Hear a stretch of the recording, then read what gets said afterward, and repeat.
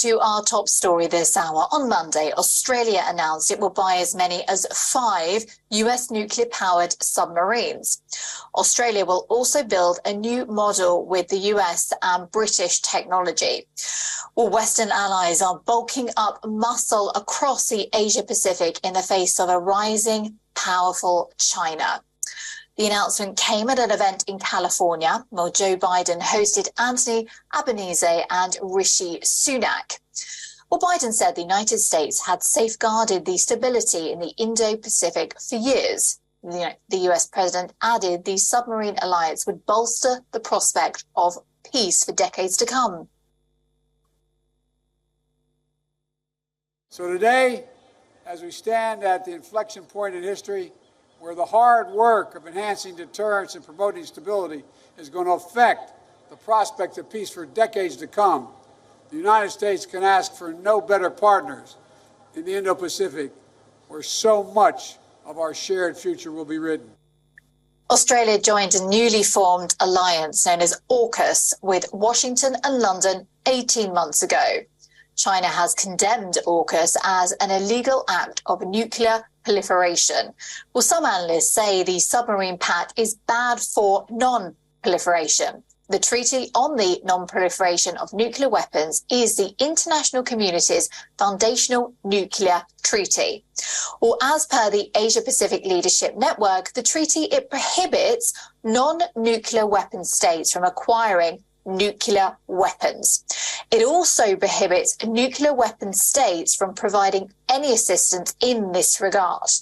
The treaty does not prohibit non-nuclear weapon states from non-explosive military uses of nuclear material, like operation of naval propulsion reactors, for example, where nuclear material is proposed for such usage. The standard agreement provides for safeguard measures to be suspended while the material remains in military use.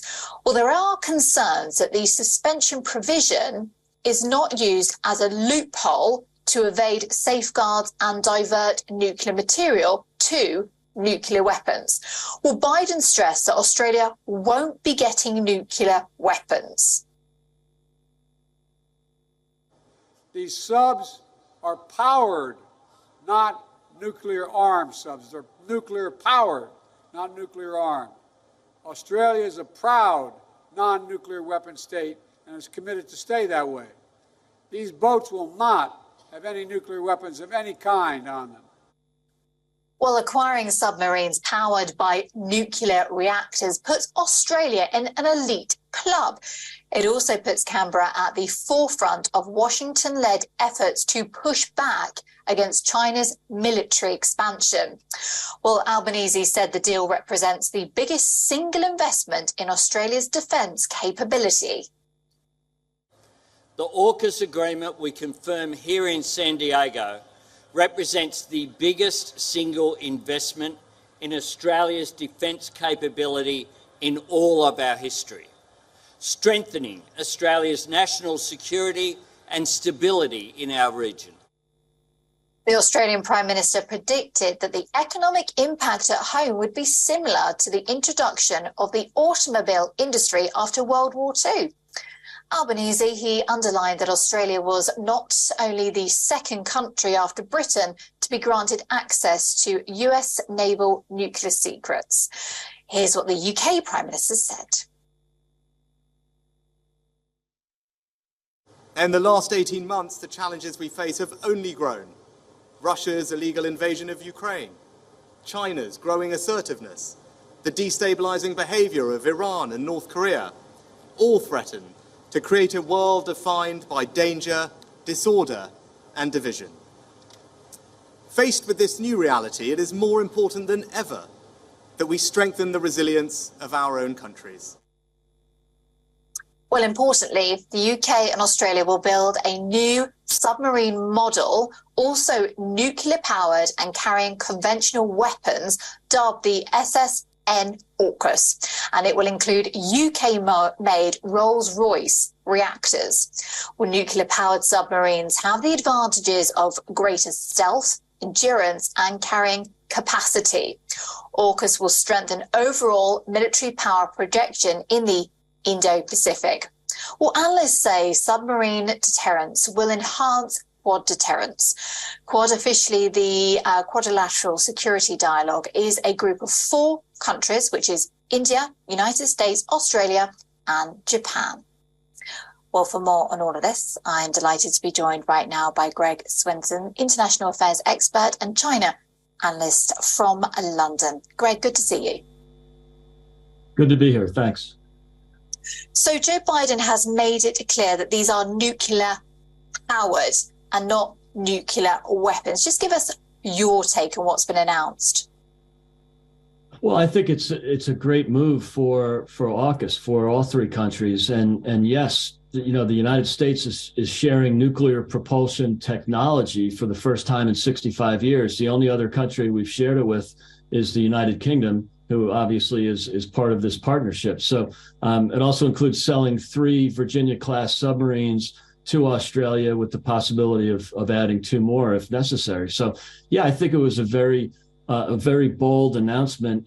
Granted, it was made 18 months ago. It took a while for the diplomatic issue to be managed with the French, who had planned on selling diesel-powered submarines to Australia. But that's sort of outdated technology. The president is right; these are not nuclear-armed submarines, but they're nuclear-powered, and this nuclear propulsion tech is really state of the art and is a strategic and tactical advantage for both the U.S. as well as UK and Australia. So I thought it was a good move for the president to step into this and take advantage of this moment.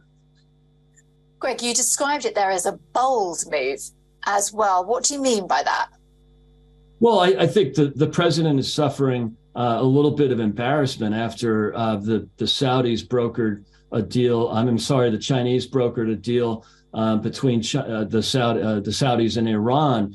And that was really due to the failure of the Biden administration from the get-go. Even during the campaign in 2020, President Biden has done everything possible to make the relationship or to harm the relationship with the Saudis. And that's a strategic relationship between the U.S., between Washington and Riyadh, that's been developed for generations. And I think the president, from the beginning of his campaign, as well as the beginning of his administration, has really harmed that relationship. He tried to mend it when he was desperate for the Saudis to pump more oil because of his hostility to the American oil sector. So he's sort of buried himself in many ways in terms of foreign policy and managing relationships with our allies. And so I think this was a moment where he could step in and show some, I wouldn't call it aggressiveness, but I think the president has taken advantage of this moment